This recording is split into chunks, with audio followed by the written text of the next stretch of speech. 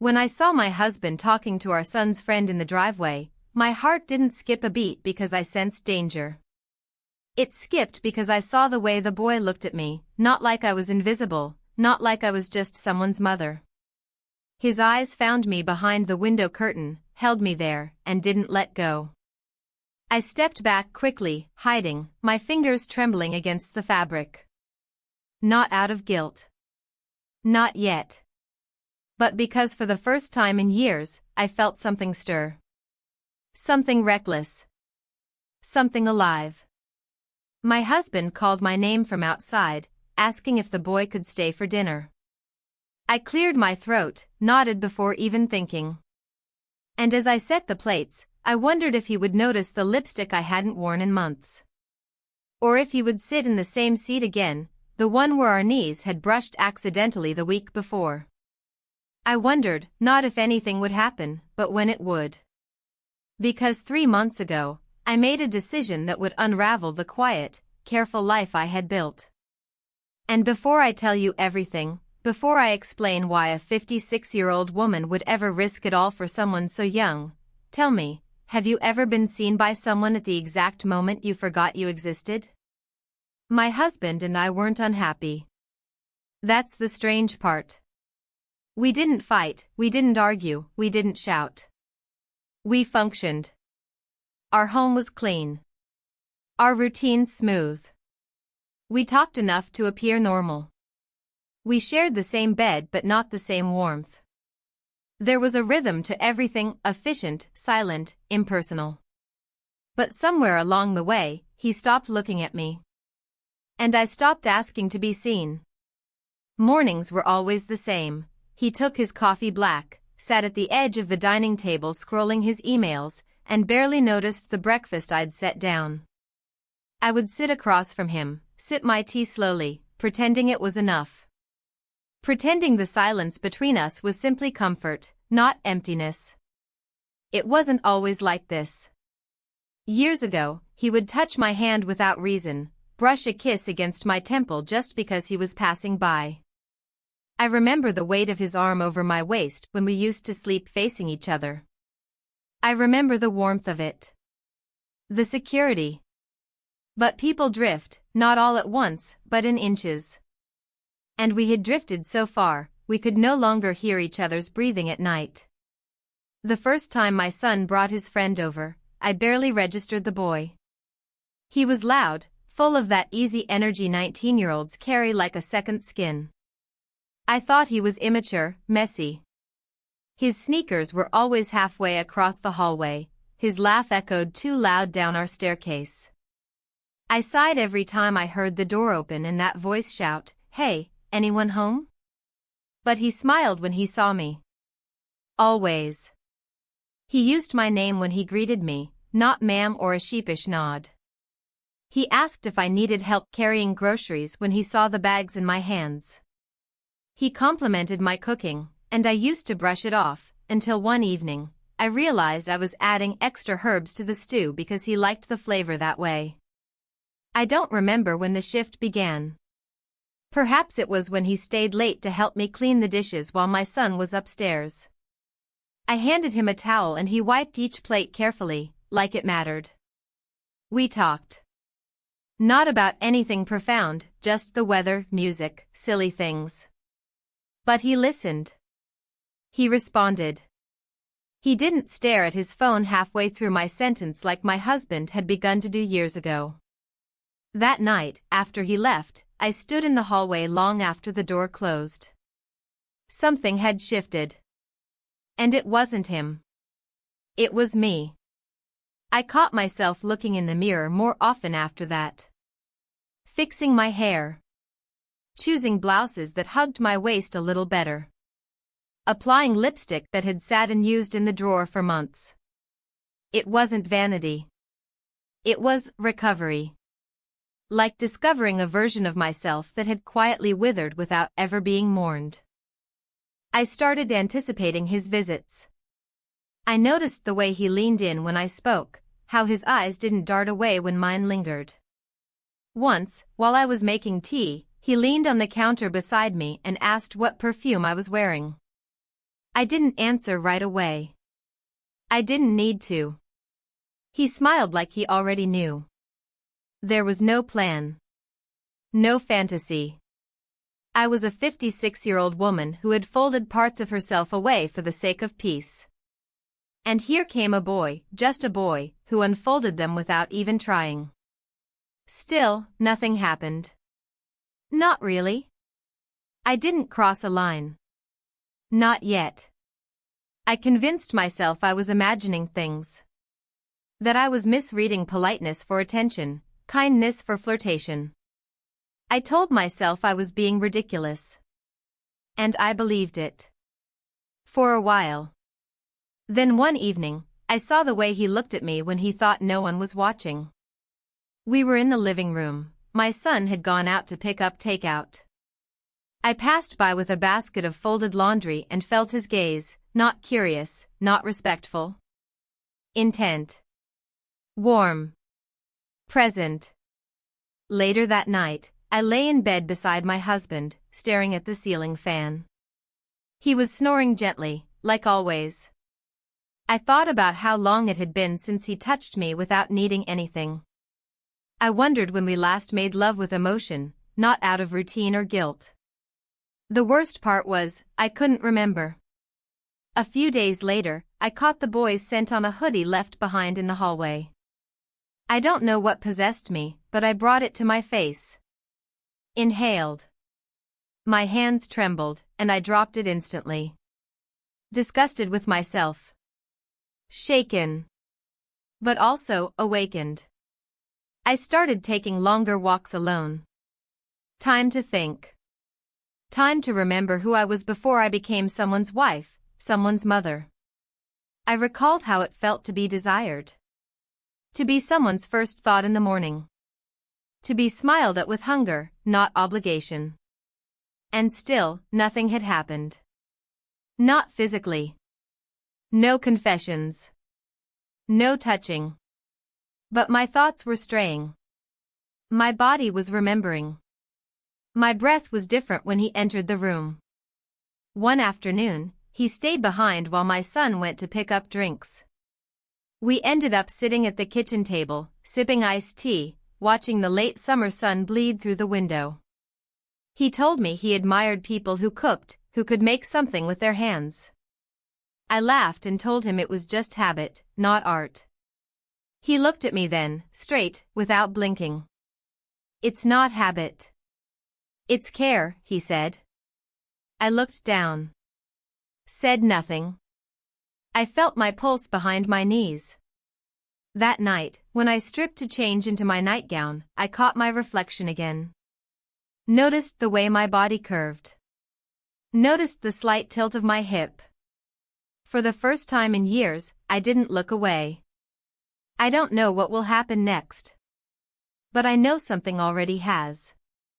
And it scares me more than I can admit. But it also reminds me. I'm still here. The day started like any other. I woke up before the sun, the sheets still warm from the weight of my husband beside me. He didn't stir as I climbed out of bed, didn't open his eyes or mumble a sleepy word as I left the room.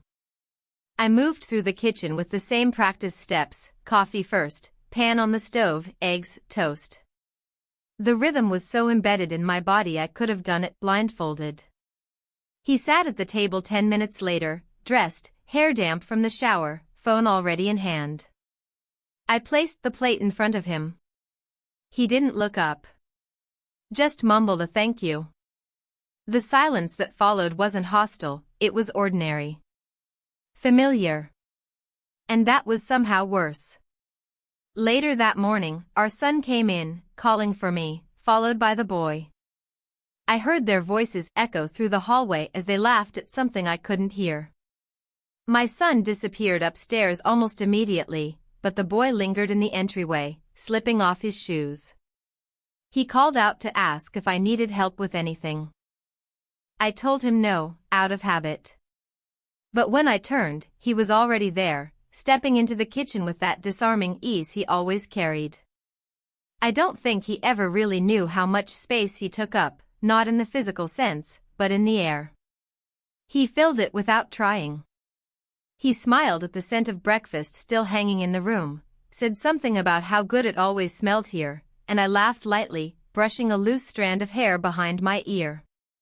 "Do you have any photo albums?" he asked, completely unexpected. I paused. "Photo albums?" He nodded. "I love old pictures. There's something about them. I don't know, they feel more honest."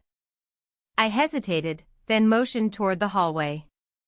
"In the cabinet by the stairs. Bottom shelf." He bent to retrieve them, and when he carried the heavy stack to the living room, I followed, almost cautiously, as if I was stepping into a room I wasn't meant to be in. We sat on the floor, the light slanting through the windows, spilling onto the carpet like honey. We flipped through the albums slowly. I pointed out pictures of my son as a toddler, of holidays long gone, of places we hadn't visited in years. Then we reached the older ones. My wedding. Our first apartment. A trip to Spain before the mortgage, before the responsibilities. And then a photo of me. I was in my 30s, standing by a balcony in a sundress, laughing at something just outside the frame. "You were beautiful," he said, eyes lingering on the image. "Still are. But here, you look happy." I froze. My fingers stopped turning the page. His voice hadn't faltered. He hadn't said it with flattery, but with observation. And something shifted in that moment.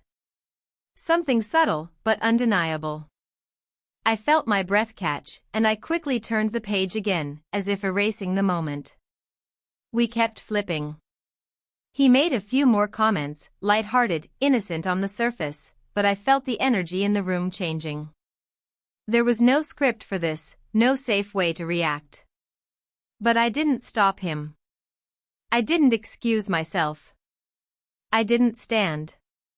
Later, he stood and offered a hand to help me up. I took it.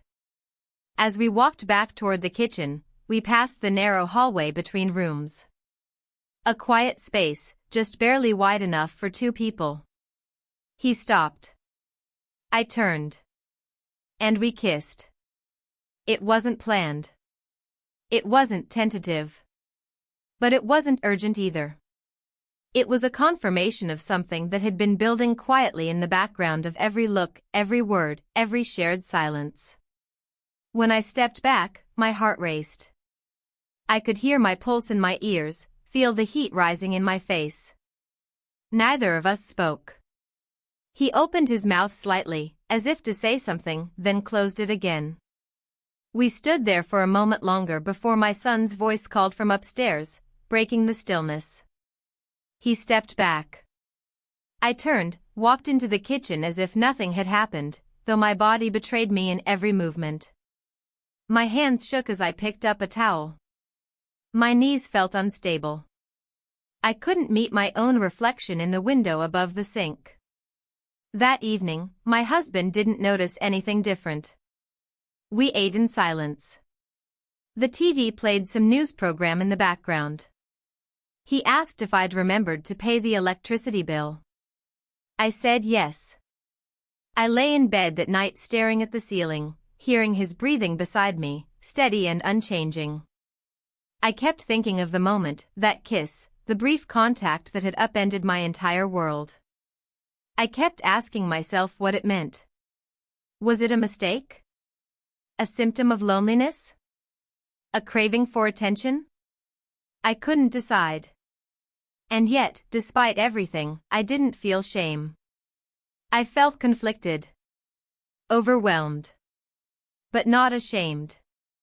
The next morning, I avoided mirrors. Not because I couldn't face myself, but because I wasn't ready to see what looked back. I wasn't ready to define it yet. But deep down, I knew. Something had started. And I couldn't pretend it hadn't. The day after it happened, everything looked the same, but nothing felt familiar. I moved through the kitchen like I always did, cutting fruit, brewing tea, rinsing dishes, but I felt like I was performing a part in a life that was no longer mine. The morning light that filtered through the window was softer than usual, or maybe I had simply never noticed its warmth before. Or maybe everything had changed. Quietly. Irreversibly. He didn't come by that morning, and I found myself listening for the front door anyway. Each time a car passed, I looked up. Each time the floor creaked upstairs, I paused. But it was just the silence again. My husband was working from home, locked in his office on a video call. Our son had left early for class. And I stood alone in a quiet kitchen, my fingers tightening around a mug of lukewarm tea. I told myself it didn't mean anything. That kiss. That it was a moment of weakness, of confusion. A lapse. Something that could be erased if I just chose not to speak of it. If I moved forward like it never happened, it would dissolve into the fog of memory. But my body knew better. Every time I passed the hallway, the air felt different. Charged. Echoing. By noon, I gave in to impulse and walked to the garden, thinking the fresh air might help. I clipped a few herbs for dinner. Kneeling in the dirt, grounding myself in familiar motions, I tried to steady my thoughts. I wasn't young. I wasn't naive. I'd lived through illness, disappointment, raising a child, financial stress. I was not a woman prone to foolishness. And yet, there I was, thinking of a boy who should have been nothing more than my son's friend. Later that day, he arrived again. I didn't expect him. My son had mentioned plans to meet at the gym, not at home. But there he was, standing in the doorway, holding a small bag of oranges from the market. "I thought you might like these," he said. I didn't answer at first. Just nodded, took the bag from his hand, and stepped aside to let him in. My heart pounded in a way I resented. I was supposed to be in control. Mature. But standing near him made my pulse betray me every time. We stayed in the kitchen. He didn't move closer. I didn't retreat. There was a strange quiet between us, not awkward, not forced. Just cautious. As though we were both trying to understand what had already begun. He asked if I needed help with anything. I pointed to the light bulb in the hallway that had gone out. It was silly. A task my husband had been meaning to fix for weeks. But he followed without question, grabbed the stepladder from the storage room, and reached up to unscrew the old bulb. I held it out as he worked. Our hands brushed, and I pulled away instinctively. He climbed down. "Sorry," he said softly. "No. It's fine." I set the bulb down. "Thank you." He turned to leave, but I stopped him. I don't know why. I think I just needed to say something, to fill the space before it swallowed us both. "Are you okay?" I asked. He looked at me then, and something in his expression softened. "Are you?" I didn't respond. I didn't know how. He nodded once, then left through the back door without another word. That night, my husband asked if I wanted to go out for dinner that weekend. "It's been a while," he said, not looking up from his laptop. I said yes, surprised. Not because I didn't want to go, but because he noticed. It had been months since we shared a meal outside our home, months since we dressed up for each other. Maybe even years. I stood at the bathroom mirror later that night, removing my makeup. I had worn lipstick again that day. Subtle, but present. I wiped it away slowly, watching the color smear across the cotton pad. I looked at myself longer than usual. The lines beside my eyes. The fading softness around my jawline. I wasn't ashamed of them. They told my story. But I couldn't help but wonder if he had noticed them, or if he had only seen what I used to be. The next morning, I changed the sheets. Cleaned the kitchen. Watered the plants. Everything I usually did, but this time, it all felt louder. More deliberate. I was distracting myself with motion. But distraction wasn't working. I caught myself staring at my phone twice, wondering if he would text. He didn't. I didn't either. And the silence became its own kind of noise. 2 days passed without seeing him. My son came and went, but the boy didn't return. I told myself it was for the best. That the space would bring clarity. That this thing, whatever it was, would dissolve if we left it untouched. On the third day, he came back. Late afternoon. Alone. I was folding laundry in the living room when the doorbell rang. I wiped my hands and opened it, heart stuttering. He didn't smile this time. He looked nervous. Tense. But he stepped inside when I moved. "I need to talk," he said. I gestured toward the kitchen, but he shook his head. "Here's fine." I waited. "I didn't plan for that to happen," he began. "The other day. I don't want you to think I'm taking advantage. Or being stupid. He exhaled, running a hand through his hair.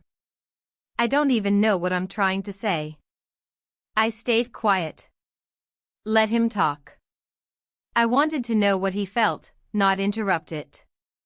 "I see you. I mean, really see you. And I don't know why it matters so much to me, but it does." His words lingered.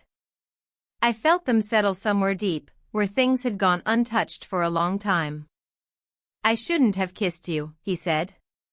"But I don't regret it." He waited for me to speak. I didn't. I couldn't. I felt too much and nothing at the same time. Eventually, he nodded and left.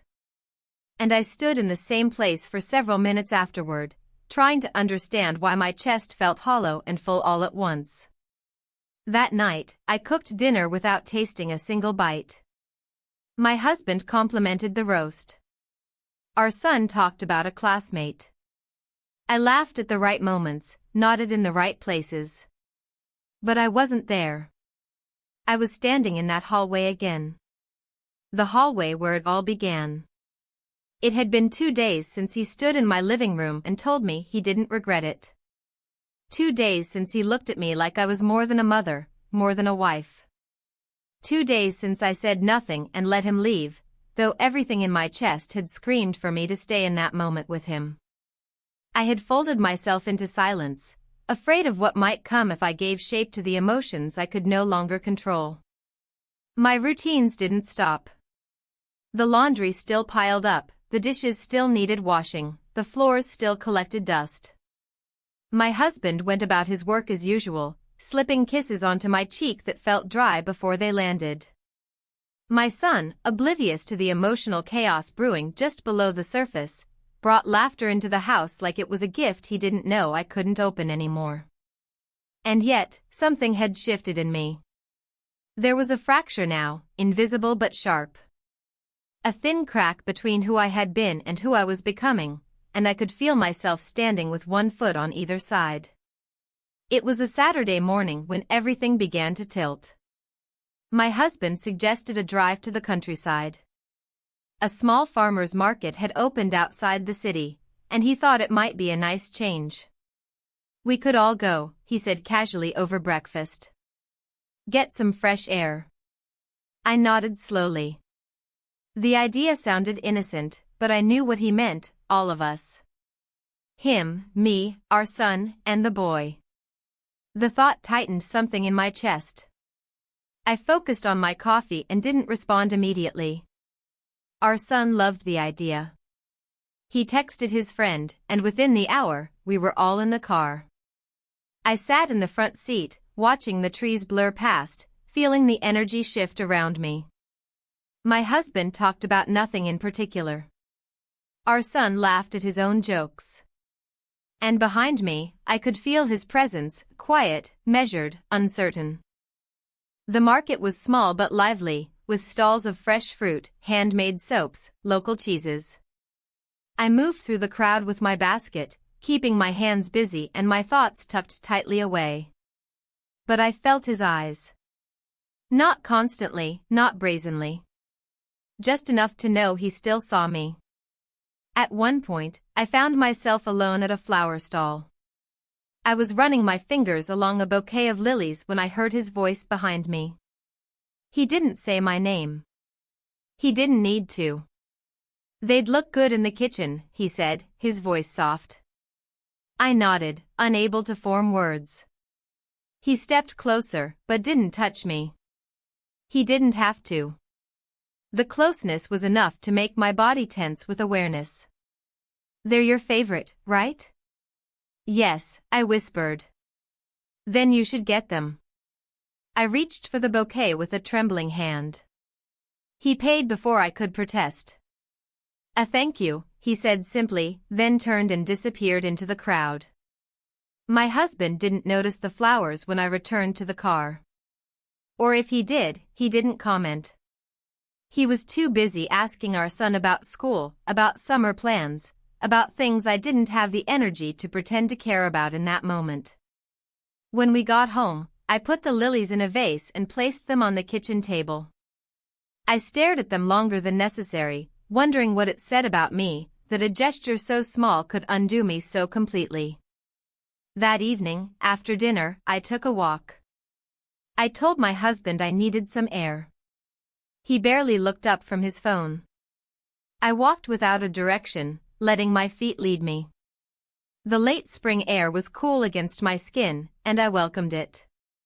I wanted the wind to sweep away my thoughts, to hush the voices pulling me in opposite directions.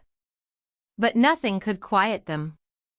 When I returned, the house was quiet. My son was in his room.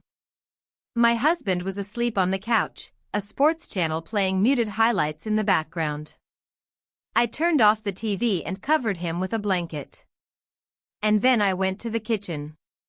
The lilies were still fresh, still proud in their vase. I leaned over to smell them, and for a moment, I closed my eyes. The scent took me back to a hotel lobby years ago, a trip for our anniversary. Back when things were simpler. Before age crept into our marriage like dust settling into corners. Before I forgot what it felt like to be held without expectation. The next day was quiet. Too quiet. No texts. No visits. No excuses to cross paths. On Monday, while my son was at class, I heard the doorbell. I froze mid-step, something instinctive tightening in my stomach. I walked to the door slowly, almost afraid of what I wanted to see. It was him. He stood there, hands in his jacket pockets, shoulders slightly tense. He didn't smile, but his eyes searched mine like they were looking for permission. "Do you have a minute?" he asked. I stepped aside, letting him in. We sat in the living room, on opposite ends of the couch. The distance between us felt vast and fragile. He was the first to speak. "I'm sorry if I've made things complicated." I looked at my hands. "You didn't do anything I didn't allow." He nodded slowly. Still. There was a long pause. He shifted forward slightly, elbows resting on his knees. "I've never felt anything like this," he said. "It doesn't make sense, I know. And I don't expect you to feel the same. But I needed to say it." I felt my throat tighten. "It doesn't make sense," I echoed. "But that doesn't mean it isn't real." He looked up at me, and there it was again, the silence between words that spoke louder than anything we could say. "I'm scared," I admitted. "Not of you. Of myself. Of what this means. Of what it could do to my family." "I'd never hurt you," he said. "I know. But some things hurt anyway." He didn't move. Didn't reach for me. Just let the words settle. We sat there for a while longer, the silence filling the room like a tide rising slowly. When he finally stood, he didn't ask for anything. He just looked at me, nodded once, and walked out the door. And I sat there, alone, surrounded by the scent of lilies and the weight of all the choices I hadn't made yet. There was a moment, shortly after he left that evening, when I stood at the window and watched the last light disappear from the street. The lilies on the table had begun to droop at the edges, their vibrant white petals curling inward. I thought about trimming the stems, refreshing the water, reviving what was fading. But instead, I let them be. Something about their slow withering felt honest. In the days that followed, I tried to behave as if life was moving forward untouched. I folded towels and paid bills. I baked a pie I didn't want to eat. I smiled when my husband spoke to me, nodded when our son mentioned exams, and even remembered to ask about his girlfriend, though I didn't hear most of his answer. But underneath the domestic surface, something inside me had begun to pulse, low, quiet, constant. It wasn't just longing. It was fear. Of what I had allowed to begin. Of what I would allow again if the chance came. And then, it did. That Thursday, my son left early for an overnight study retreat organized by his university. My husband had plans to meet an old colleague for dinner and drinks, something he rarely did but had mentioned casually earlier in the week. I stood in the kitchen after they both left, hands resting on the counter, unsure of what to do with the space. The house was silent, but not empty. It felt like it was holding its breath. At 7:12 p.m., there was a knock at the door. I didn't run to it. I didn't check the peephole. I knew who it was. My feet moved on their own, each step measured, cautious, and yet entirely sure. When I opened the door, he stood there in the fading light, jacket unzipped, one hand tucked into his pocket. He didn't speak. I didn't either. The silence between us was no longer uncomfortable. It was familiar now, shared. I stepped aside. He walked in without hesitation. We moved through the hallway slowly, deliberately. When we reached the living room, he turned toward me, and for the briefest moment, I saw him hesitate. A flicker of doubt crossed his face, as if asking for confirmation, for clarity. But he didn't need to say a word. We kissed. It was different this time. There was no surprise, no hesitation, no accidental proximity to blame. It was mutual, it was deliberate, and it was heavy with everything we hadn't dared say. Afterward, I stepped back, my breath uneven. I couldn't look at him right away. I turned, walked to the kitchen, poured myself a glass of water with trembling hands. The faucet seemed louder than usual. I drank slowly, letting the cold settle into my chest. He stayed in the doorway, waiting. I shouldn't have come, he said eventually. But we both knew he didn't mean it. I looked at him. Then why did you? His eyes met mine without flinching. Because I can't stay away. Neither of us said anything after that. There was no plan, no strategy. Just time stretching out in front of us, open and dangerous. He stayed for an hour. We didn't touch again. We didn't speak much. We just sat. The kind of sitting that says more than conversation ever could. When he left, I didn't walk him to the door. I stood in the hallway and listened to the click of the front door closing. My heart kept beating too fast for minutes after. Later that night, my husband came home smelling faintly of beer and cologne he rarely wore. He kissed me on the cheek, asked how my evening had been. I told him I had read a little, watched part of a movie, went for a walk. All of that was true. I didn't sleep much. My body was still humming from the energy I tried to bury. The next day, he didn't text. Neither did I. But the silence wasn't empty. It was full of knowing. That weekend, my husband suggested we host a small dinner. Just the four of us, he said. It's been a while. Might be good for the kid to see his friend again. My stomach twisted. Still, I nodded. Sunday evening came too fast. I cleaned the house, ironed a blouse I hadn't worn in months, applied makeup slowly, carefully. When I heard them arrive, I was already standing in the kitchen, heart racing before I saw either of them. He entered behind my son, carrying a bottle of wine. His eyes met mine just for a second, long enough to say everything. Then he looked away, smiling at my husband, shaking his hand. Dinner was ordinary. Conversations moved around the table like clockwork. My husband told an old story. My son chimed in with laughter. I kept my voice even, my face neutral. But I could feel him across from me. Every movement. Every breath. At one point, his knee brushed mine beneath the table. The contact was brief, accidental. Or maybe not. But my entire body reacted as if it had been electric. After dinner, my son suggested they go play a quick game upstairs. I excused myself and began clearing the plates. A few minutes later, he came back down, alone, claiming he had forgotten his phone in the living room. I didn't look at him. I kept scrubbing a dish that was already clean. I think about you all the time, he said quietly. I gripped the sponge tighter. This isn't just confusion for me. I know what this is. I turned, eyes meeting his. You don't know what this could cost. He took a step closer. Not too close.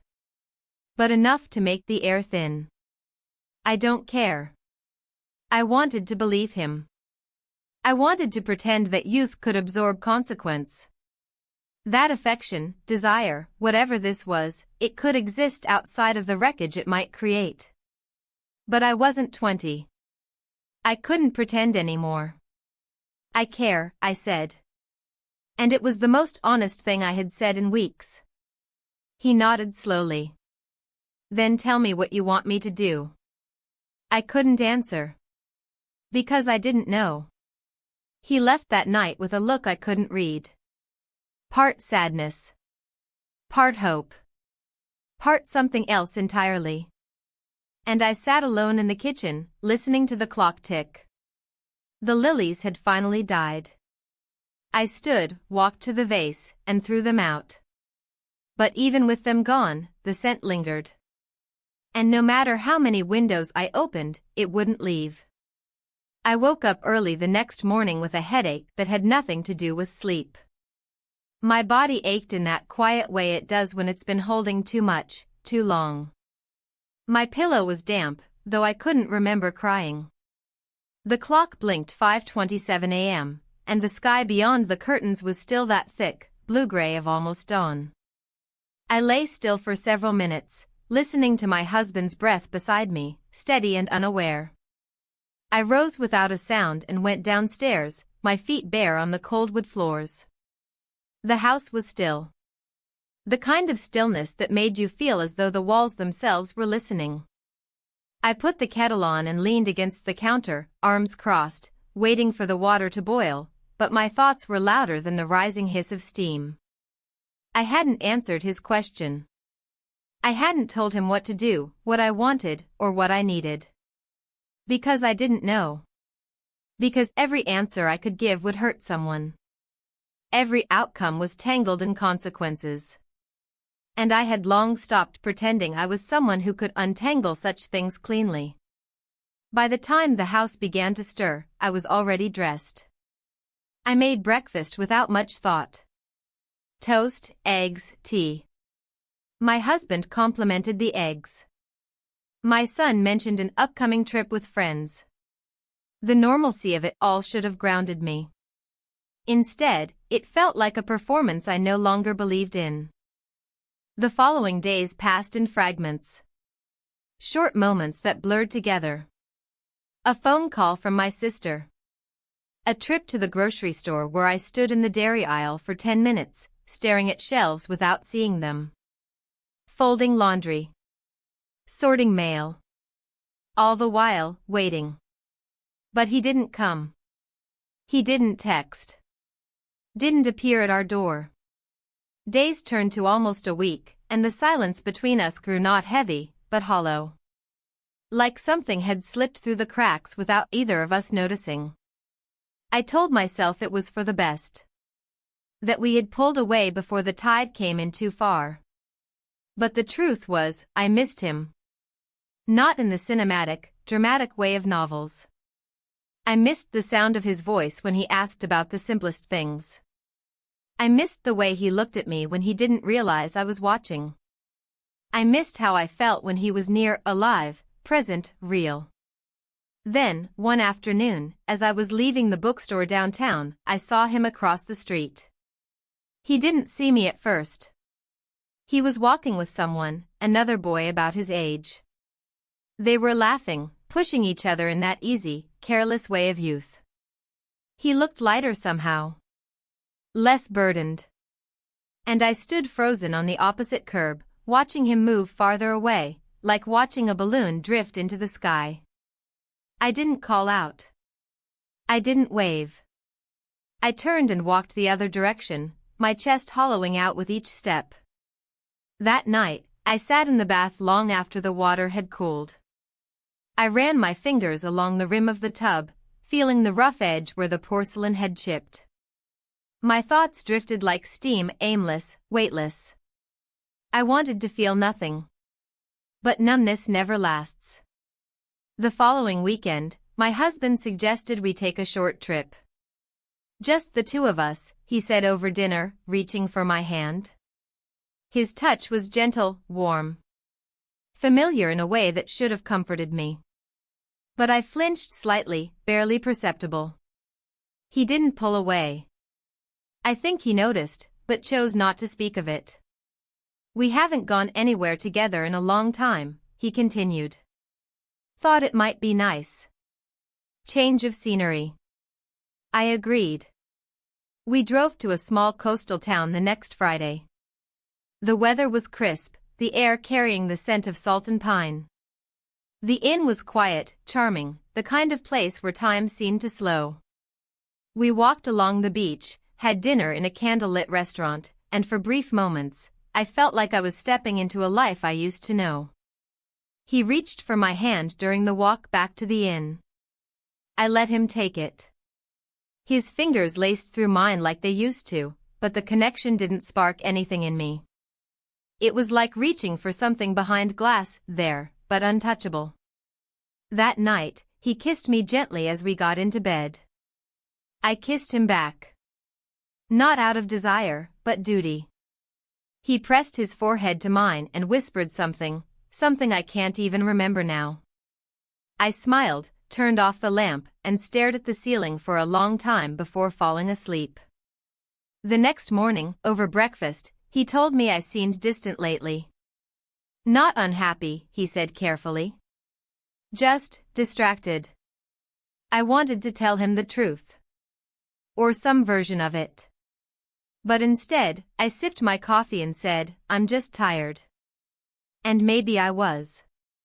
Tired of pretending. Tired of lying by omission. Tired of carrying two versions of myself everywhere I went. When we returned home, the house felt smaller. As if it had shrunk in our absence. My son had left a note on the counter. He and a few friends had gone camping for the weekend. The handwriting was rushed, a smiley face added at the end. I stared at it longer than I should have. On Sunday evening, I was in the garden when I heard footsteps on the gravel path. I turned instinctively. It was him. He stood by the gate, uncertain, hands in his pockets. The last light of day painted his face in amber and shadow. I didn't think you'd come back, I said, not moving from where I knelt near the hydrangeas. I wasn't sure I should, he replied. Neither of us said anything for a moment. I saw you the other day, I said. Downtown. He nodded slowly. I know. I saw you too. I just didn't know if you wanted me to. I didn't, I said. But I did. He stepped closer, still on the path, as if respecting a line neither of us had drawn but both could feel. "I've missed you," he said. I looked down at the soil caked beneath my fingernails. "I've missed myself." He didn't respond. He didn't need to. I stood slowly, brushing dirt from my knees. "What are we doing?" I asked. He exhaled. "I don't know. But I can't stop thinking about you. Even when I try." My hands trembled slightly, barely visible. "I don't want to hurt anyone. I know. And I don't want to stop feeling like this." "I know that too." We stood in silence, the garden wrapped in twilight. "I don't know what happens next," I admitted. "Maybe we don't need to," he said. "Not yet." I nodded, eyes locked on the flowers.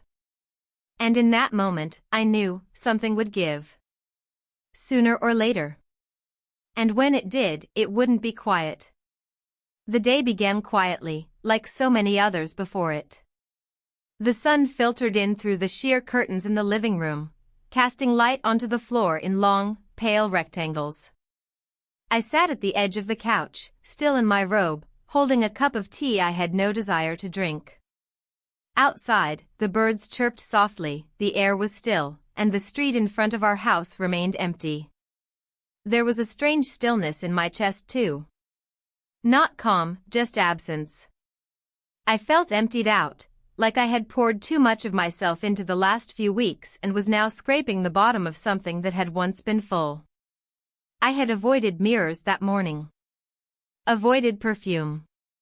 Avoided thinking about what I would do if I saw him again. But by late afternoon, I knew I would. My husband had left for a day trip with a former colleague. Something about golfing, or maybe it was a reunion of some kind. He'd told me the night before over dinner, his voice light, his mood more relaxed than I'd seen in weeks. I smiled at the right moment, nodded when appropriate, even asked about the hotel he'd be staying at. But the moment he stepped out the door that morning, something inside me twisted, tight, then released like a held breath. By 3 p.m., the house was silent except for the slow ticking of the wall clock in the kitchen. I moved through the rooms, tidying needlessly. Folding throws, aligning cushions, rearranging magazines that no one actually read. I changed clothes 3 times, never completely satisfied. I settled on a soft navy blouse and jeans that felt too casual and too formal all at once. I didn't text him. I didn't call. But I knew. And then, around 5:40 p.m., the doorbell rang. I froze in the hallway, fingers grazing the banister. For one long, suspended moment, I didn't move. Then, slowly, I walked to the door and opened it. He was standing there in the fading evening light, his hands tucked into the pockets of his jacket, his expression unreadable. He didn't smile. I didn't either. We just stood there, the air between us dense and heavy, as if even it didn't know which way to move. I stepped aside, and he entered without a word. The house seemed to quiet even more with him inside. The floor creaked under his shoes. My heartbeat roared in my ears. We made our way to the living room, each step deliberate, cautious, like we were afraid of breaking something we couldn't see. He sat on the edge of the armchair across from the couch. I sat down opposite him. Neither of us spoke for a long while. The silence was intimate, familiar. Like something we had both grown used to. It wasn't uncomfortable. It was simply weighty, and we both bore it. "I wasn't sure if I should come," he said eventually, his voice low. "You didn't have to," I replied, though the words felt false the moment they left my mouth. He looked down at his hands. "I wanted to." I stared at him for a long moment. There was no script for what we were doing. No roadmap for where it would lead. Just a house filled with tension and the knowledge that every decision we made in the next hour could change something permanently. I stood. He looked up at me, uncertain, questioning. I said nothing, only turned and began walking toward the door leading to the garage. A place we rarely used. A place where the silence would be thicker. He followed. The space was dim, lit only by a single bulb hanging from the ceiling. The air smelled of wood and old paint. There was a folded blanket on a storage bench in the corner, a place I used to sit while organizing seasonal decorations. I hadn't sat there in months.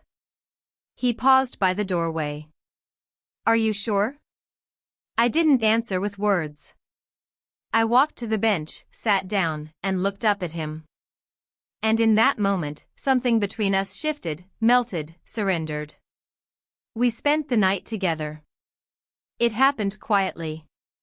Not in a rush, not in a fever. There were no urgent hands, no frenzied whispers. Just closeness. Stillness. The kind of intimacy born not from passion, but from recognition. Hours passed in the hush of that space. At some point, the light above us flickered and died, leaving only the faint glow of street lamps bleeding in through the small window. I lay there beside him, fully clothed, head resting on his chest, listening to his heartbeat. Steady. Young. Real. I don't know when we both drifted into sleep. The world felt so far away in that garage. Time didn't move normally. Nothing felt ordinary. Nothing felt safe. But it felt real. I woke first, just before dawn, the sky outside barely beginning to turn. My neck ached from how I'd slept. My leg was numb beneath the weight of his. But I didn't move. Instead, I stared at the ceiling and wondered what I had done. When he stirred beside me, he reached for my hand but didn't speak. I think he understood. That words wouldn't make it better. Wouldn't untangle it. Wouldn't change the fact that something irreversible had occurred. Eventually, I rose. I smoothed down my blouse, ran a hand through my hair, checked the time. He sat on the bench still, watching me, his face unreadable. "You should go," I said softly. He nodded. We left separately. I entered the house through the front door and climbed the stairs slowly, as though I were made of glass. I showered, changed, and remade the bed, though no one had touched it. By the time the sun was up, the house looked unchanged. But nothing was the same.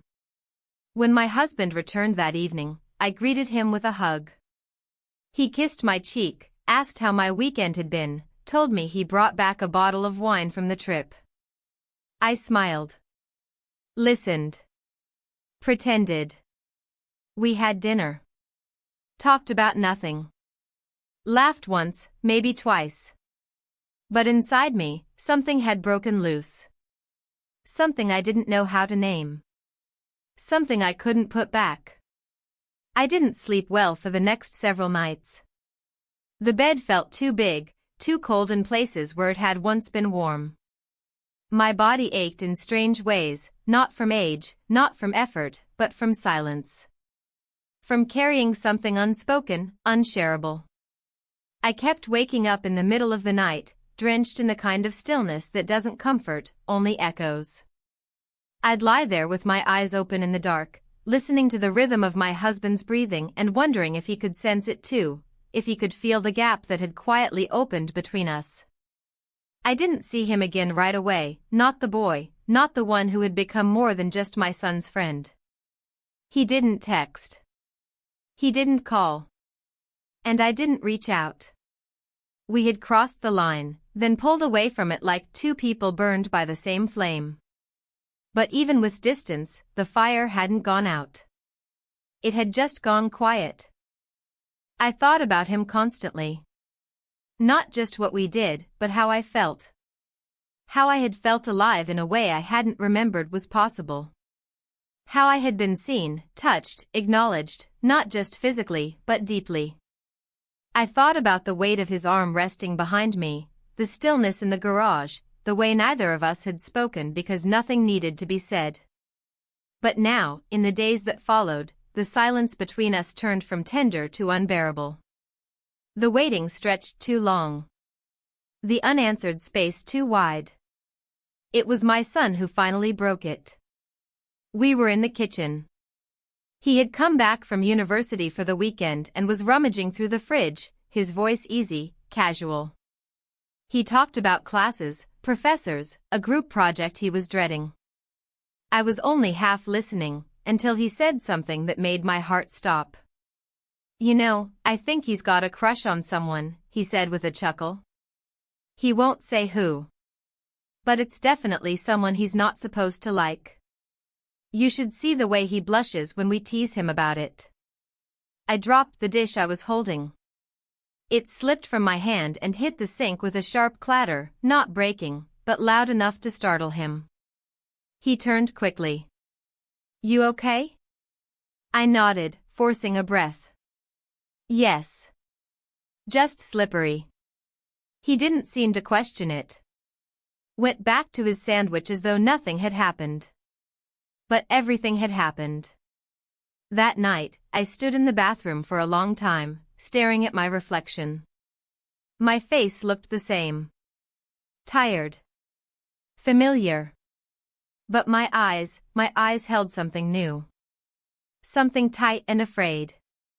The reality of it began to close in around me, faster than I was prepared for. He had talked.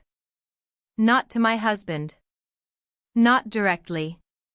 But to someone. To my son. He had left a trail, intentional or not. And now, that trail was winding back toward me. I barely slept that night. When I did, I dreamed of the hallway between our rooms, of a door left ajar, of voices on the stairs. I dreamed of my husband standing at the foot of our bed with a look I couldn't name. The next morning, I avoided everyone. I left early, claiming errands. I drove aimlessly, parking in a nearby lot just to sit in silence.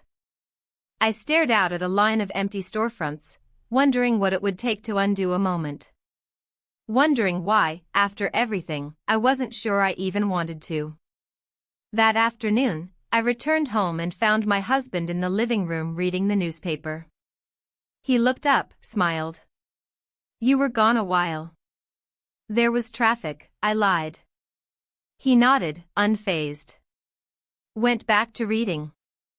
I poured myself a glass of water and leaned against the counter, my hands trembling slightly as I held the glass.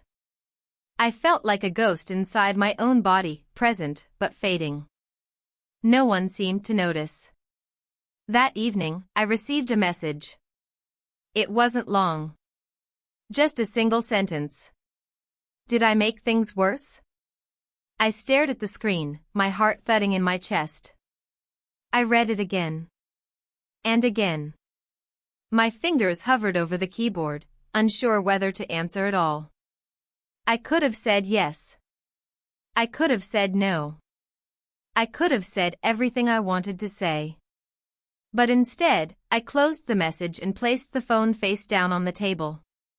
Because I didn't know the answer. That weekend, my husband suggested a family dinner. Just the three of us. No guests. No plans. "It's been a while," he said. I agreed. I cooked slowly, methodically, trying to lose myself in chopping, stirring, tasting. My son sat at the kitchen table, scrolling through his phone. I watched him from the corner of my eye, wondering how much he suspected. If he noticed how quiet I had become. If he could feel the cracks spreading beneath our family's surface. During dinner, the conversation flowed easily. My husband talked about a new client. My son laughed at a story from school. I smiled when I needed to, nodded when appropriate. But inside, I was counting every breath, every beat of silence, every word that might veer too close to the edge. After dinner, my son cleared the table without being asked. My husband poured wine. We sat on the couch together, the three of us, like a picture of something whole. But I was already somewhere else. Somewhere in the past. Somewhere in the garage. Somewhere between guilt and memory. Later that night, I received another message. This time, it was just a word. Sorry. I didn't answer. Because I wasn't ready to know whether I forgave him. And I wasn't ready to know if I blamed him. Or myself. But I did know one thing. The silence that had once protected me had now become its own kind of confession. And I could feel it pressing against the walls of my life, louder and louder, waiting to break. It started with a drawer. A simple, wooden drawer in the hallway cabinet we never used. I had opened it to look for batteries, nothing more, and found something that did not belong there. A key. It was small, brass, and unfamiliar. No label. No string. Just a bare key resting at the bottom of a drawer filled with old instruction manuals and expired coupons. I picked it up and turned it over in my hand, trying to remember what it could possibly unlock. But nothing came to mind. I placed it on the countertop and stared at it for a long moment. There was something about its weight, its presence, that stirred something inside me. A knot of unease curled low in my stomach. I didn't know why. It was just a key. It could have been from anything. Something old. Something forgotten. Later that evening, my husband noticed it where I had left it. "Where's that from?" he asked, casually. I looked up from where I was slicing fruit. Found it in the drawer. He picked it up, turned it over like I had. "Doesn't look familiar." "I thought it might be from the garden shed," I said, quickly. "But I tried it. Doesn't fit." He didn't ask more. He left it on the counter and moved on to something else. But the conversation sat with me for the rest of the night, like a ticking clock just under the skin. Because the truth I hadn't voiced, the truth I didn't dare speak even to myself, was that I had seen that key before. Not often. Not clearly. But once. Peeking from the inside pocket of a jacket I'd folded and returned to its owner weeks ago. A jacket that wasn't mine. A jacket that didn't belong to anyone in this house. I barely slept that night. I kept turning the key over in my mind, imagining what it meant, where it had come from, how it had ended up among our things. A mistake? A forgotten accident? Or something more dangerous, something that, if left unnoticed, could unravel the thread I had been holding together with trembling fingers. The next morning, the key was gone. I didn't ask where it went. I didn't have to. But I saw it again 3 days later, on my husband's desk, beside a small pile of unopened mail. It was no longer a mystery to him. He had taken it. Kept it. And now, it sat in the open like a threat, like a question waiting to be asked. That same afternoon, our son came home from campus for the weekend. He seemed tired, distracted, not quite himself. I made his favorite dinner. He picked at it. I asked if something was wrong. He shook his head. No. Just, you ever feel like people are hiding stuff from you? I nearly dropped the serving spoon. What do you mean? He shrugged. I don't know. Maybe it's nothing. I've just been thinking a lot lately. About people. About trust. About how we think we know someone and maybe we don't. I didn't know what to say. Every word I could offer would sound like a lie. Every silence would feel like a confession. He didn't press. He went upstairs after dinner, said he had work to finish. I sat alone in the living room, staring at the shadows on the ceiling, wondering how long the walls would hold. The next day, he left early in the morning. No long goodbye. Just a quick wave and a tossed love you before he stepped out the door. I watched him from the window until his car disappeared. When I turned around, my husband was standing at the bottom of the stairs. He was holding the key. "Are you going to tell me?" he asked, softly. My throat closed. "Tell you what?" "Where this is from." I couldn't answer.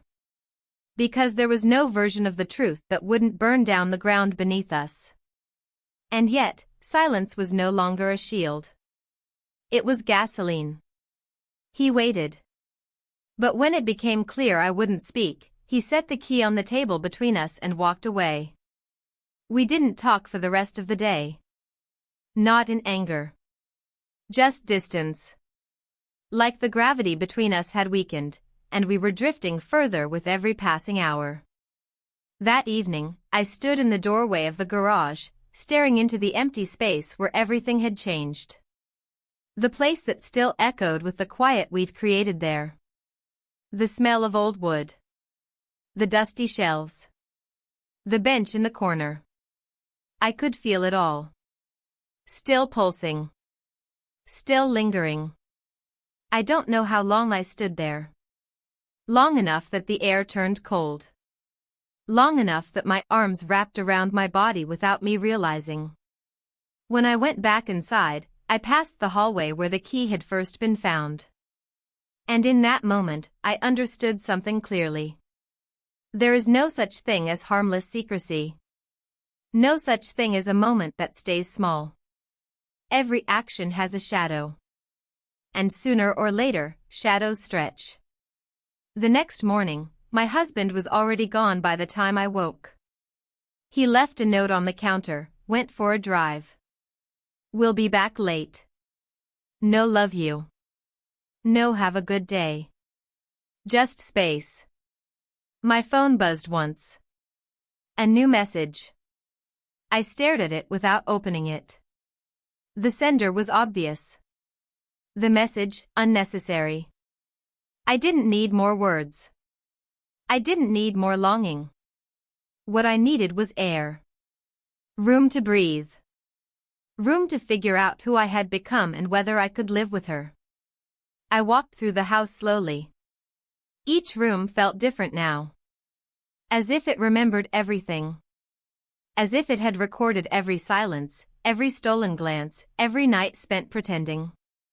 In the living room, the vase that once held lilies stood empty on the shelf. I hadn't filled it since. In the kitchen, the drawer where I found the key was now taped shut. And upstairs, our bed was made, but untouched on one side. I stood at the window, watching the street, waiting for something I couldn't name. But nothing came. Only the wind. Only the distant sound of birds. Only the stillness of a house that knew what I had done. It was the silence that told me something had shifted. Not a tense silence, not angry or icy, but the kind that arrives after something has been broken and no one is quite sure how to gather the pieces. I felt it the moment I came down the stairs that morning. My husband's car was parked in the driveway, which meant he was home, but the house was still, unnaturally so. No kitchen noises, no sound of the coffee maker gurgling, no rustle of the newspaper. Only silence. I moved slowly through the hallway, pausing at the threshold of the living room. He was there, sitting in the armchair by the window. Not reading. Not watching anything. Just sitting. His hands were folded in his lap. His posture calm, almost composed. But his eyes were fixed on the space just beyond the glass, and I recognized the look immediately, not focus, but absence. I stood there for a few seconds before speaking. "Morning." He didn't turn his head. "Morning." His voice was quiet, level. Not cold. Just hollow. I stepped into the room and sat down on the edge of the couch. My hands curled in my lap as I watched him from the side, trying to read what wasn't being said. We sat like that for a long while, the distance between us more than physical.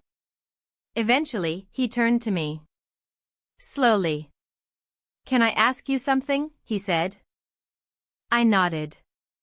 He looked down at his hands before speaking again. "Did I stop seeing you?" It wasn't the question I expected. It wasn't an accusation. It wasn't even full of pain. It was just honest. And in its simplicity, I felt something in me collapse. I didn't answer right away. My throat closed around words I couldn't find.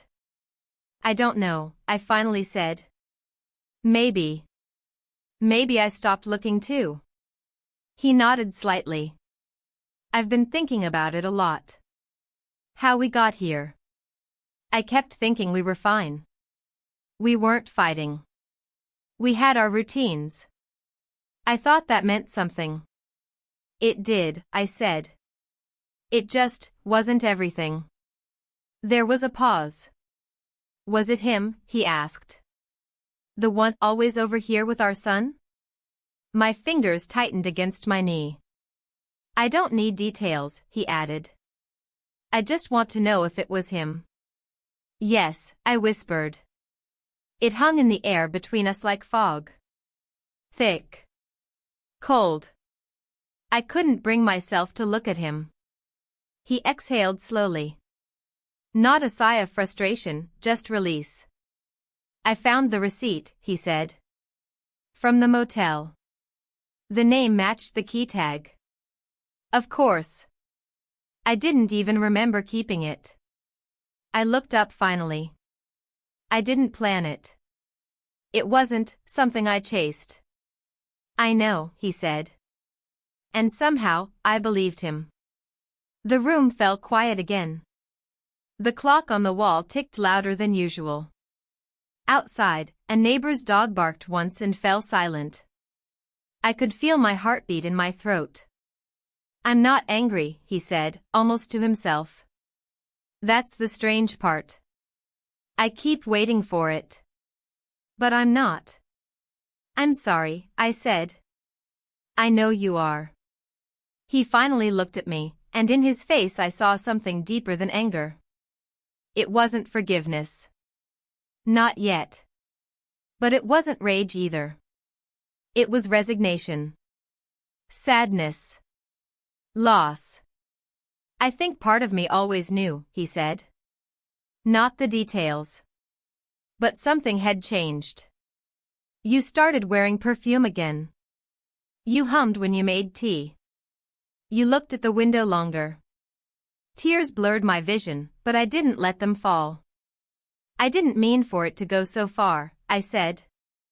Maybe, he replied, but part of you wanted it to. That, I couldn't deny. I miss you, he said quietly. Even now. Even here. I miss me too, I answered. And that was the truth I hadn't spoken until that moment. We didn't resolve anything that morning. There were no ultimatums, no demands. Just two people sitting in the wreckage of something they'd both ignored for too long. Later that day, my son returned home. He moved through the house with his usual energy, but I saw the way his eyes lingered on both of us, like he sensed something had cracked. He didn't ask. He didn't say anything. But his distance said enough. That night, my husband and I slept on separate sides of the bed. We didn't touch. We didn't speak. But we stayed. The next morning, I woke early, dressed, and stepped outside before the sun fully rose. The street was still, the air cool and damp. I walked to the edge of the garden, to the spot where the lilies had once bloomed. The stems were gone now. Cut back. Nothing left but soil and scattered leaves. I stood there for a long time. I didn't cry. I didn't pray. I just stood. Because sometimes, the most honest thing you can do is stop moving. Stop fixing. Stop pretending. My phone buzzed once in my pocket. A new message. From him. But I didn't open it. Because some endings don't need punctuation. Some endings just are. And this was one of them. We would keep living. All of us. My husband. My son. Him. And me. But not the same. Never the same. Because once you let something in, something wild, something real, you can't shut the door and expect it to leave without changing the air. So I let it stay. Not as a hope. Not as regret. But as truth. And then, I went inside. Bye.